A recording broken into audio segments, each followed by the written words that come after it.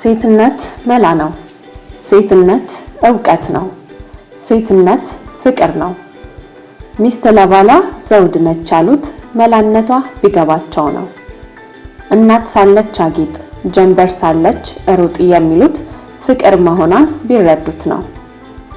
የምወዳችሁ የሀገሬ ቆነጃጅት፣ ሴትነታችሁ ክብር፣ ፍቅርና መውደድ ስለሚገባው ኑራችሁን በዘዴ የምትመሩበትን መላ በዚህ ቻናል ላይ በየዕለቱ አቀርብላችኋለሁ።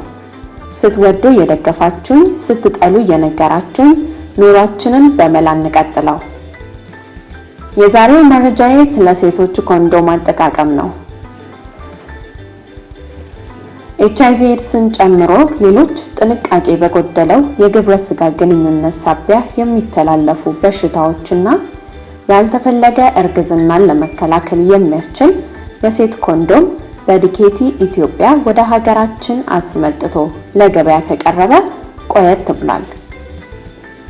ኮንዶምን ሁል ጊዜና በአግባቡ ከተጠቀሙበት በግብረ ስጋ ግንኙነት የሚተላለፉ በሽታዎችንም ሆነ ያልተፈለገ እርግዝናን የመከላከል አቅሙ አስተማማኝ እንደሆነ የጤና ባለሙያዎች ይናገራሉ።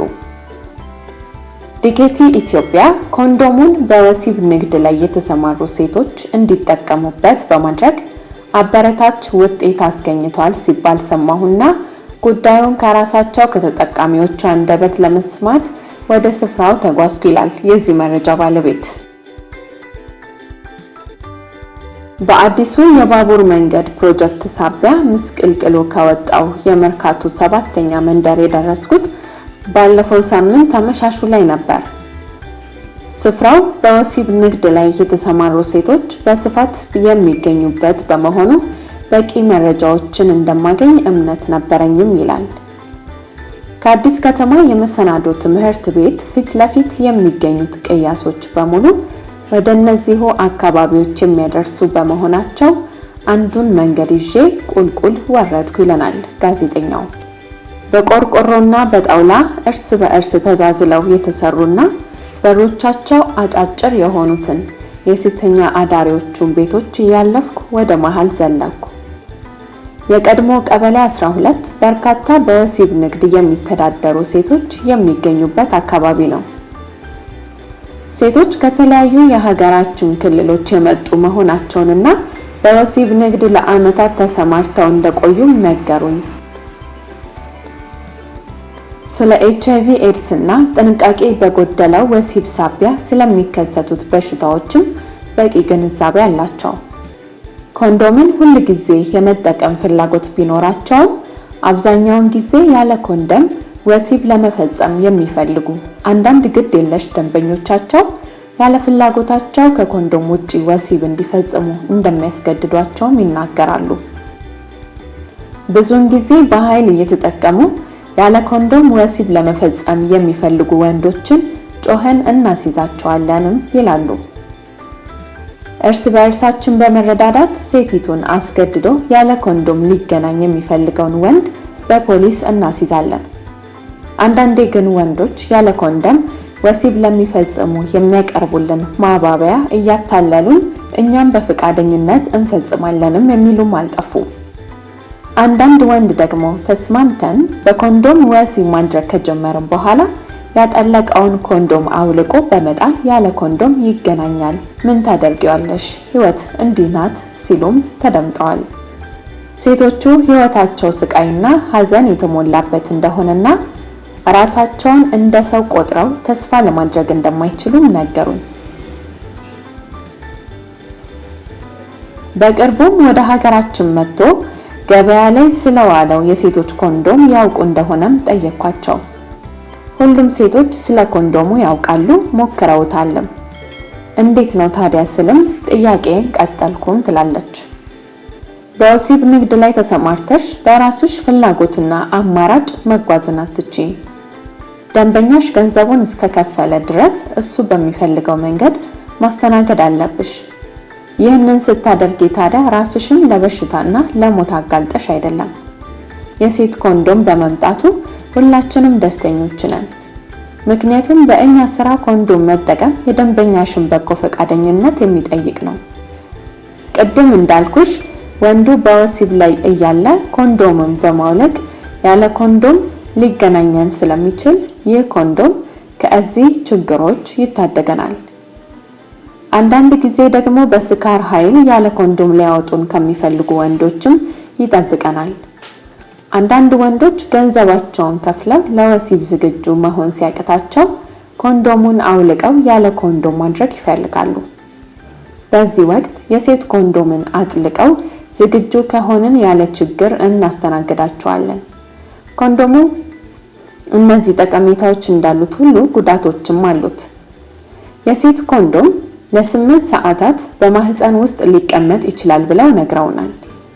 ስለዚህ ኮንዶሙን ቀደም ብለን አጥልቀን ደንበኞቻችንን እንጠብቃለን። ደንበኞቻችንን በአብዛኛው ደስተኞች አይደሉም። አንዳንዶቹማ አስተማማኝ አይደለም በማለት ኮንዶሙን አጥልቀው ይገናኙናል። በዚህ ጊዜ ህመም ይሰማናል። ድርቀት ስለሚፈጠርም ምቾት ያለው ወሲብ አንፈጽምም። ረዘም ላለ ጊዜ በሰውነታችን ውስጥ ሲቀመጥና በተለይ ብዙ ስንቆም ምቾት ይነሳናል። ብዙውን ጊዜ የሴት ኮንዶሞችን የምንጠቀመው በበዓላት ዋዜማና ግርግር በሚበዛባቸው ጊዜያት ነው ይላሉ።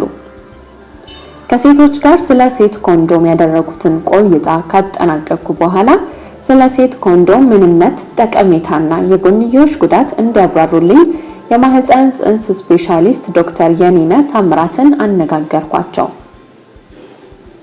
የሴቶች ኮንዶም በተለያዩ የዓለማችን ሀገራት በስፋት በጥቅም ላይ የሚውሉ ቢሆንም በሀገራችን እምብዛም የማይታወቅና ከጥቂት ጊዜያት በፊት እንደገባ የገለጹልኝ ዶክተሩ ህብረተሰቡ ስለ ሴት ኮንዶም ምንነትና አጠቃቀም እምብዛም ባለማወቁ በአግባቡ ጥቅም ላይ አልዋለም ብለዋል። የሴት ኮንዶሞች በተለያዩ አይነትና ብራንድ በዓለም ገበያ ላይ የሚገኙ ሲሆን ፌሚዶም፣ ኤፍሲ ፊሜል ኮንዶም፣ ሪያሊቲ ዶሚኒኪ ፌሚ፣ ፕሮቴክቲቭ ኬር፣ 7C2፣ 7C የተባሉት ይገኙበታል። በሀገራችን ገበያ ላይ የሚገኙት 7C2 የተባሉት ኮንዶሞች ናቸው። የሴት ኮንዶም ላቴክስ ከሚባልና ከጎማ ተክል ከሚመነጭ ፈሳሽ የሚሰራ ሲሆን በአግባቡና ሁል ጊዜ ከተጠቀሙበት ያልተፈለገ እርግዝናንም ሆነ HIV ኤድስን ጨምሮ ሌሎች በግብረ ስጋ ግንኙነት የሚተላለፉ በሽታዎችን ለመከላከል ያስችላሉ። የሴት ኮንዶሞች በመጀመሪያ አካባቢ ለአጠቃቀም ምቹ አለመሆን፣ ምቾት አለመሰማት አይነት ችግሮች እንዳሏቸው ባይካድም ሲለመዱ ግን ይህ አይነቱ ስሜት እንደሚጠፋም ዶክተሩ ገልጸዋል። የሴት ኮንዶም ከተጠቀመች ሴት ጋር ወሲብ ለመፈጸም የሚዘጋጅ ወንድ ኮንዶም ማድረግ ይጠበቅበታል ወይ ለሚለው ጥያቄም ዶክተሩ ሲመልሱ ይህ እጅግ አደገኛና ሁለቱንም የወሲብ ተጓዳኞች ችግር ላይ የሚጥል ነገር ነው ይላሉ። ሴቷ ኮንዶሙን ከተጠቀመች ወንዱ መጠቀም አይኖርበትም። ሁለቱም ከተጠቀሙ ግን ድርቀትን በመፍጠር ኮንዶሙ የመቀደድና የመላጥ ችግርን ያስከትላል። ይህም በሽታ በቀላሉ ከአንዱ ወደ ሌላው እንዲተላለፍ ያደርጋልም ብለዋል። ይህንን መረጃ ያገኘሁት ከአዲስ አድማስ ጋዜጣ ነው።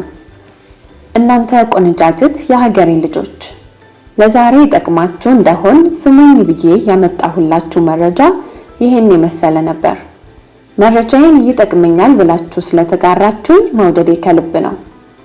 እንድነግራችሁ የምትፈልጉት መረጃ ቢኖር ጠይቁኝ፣ እንድስተካከል የምትፈልጉትን ቢኖር ጠቁሙኝ። ሁሌም እንደምላችሁ ሴትነት ክብርና ማዕረግ ነው። ፈጣሪ ክብር ማዕረጋችሁን ይጠብቅላችሁ።